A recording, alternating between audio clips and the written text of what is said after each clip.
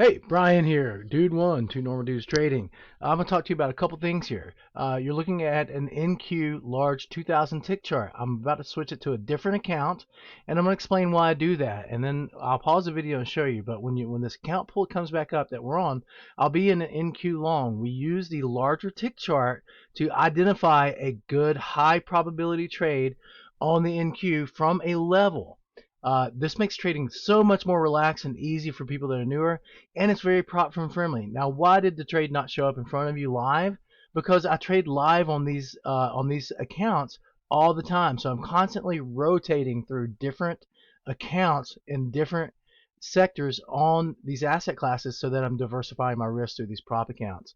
We're going to teach you how to do the same thing and get in higher probability trades so that you can consistently get paid out on your prop accounts. Two Normal Dudes Trading. Come see us on Discord or live on YouTube every single day. 7-day free trial on Discord.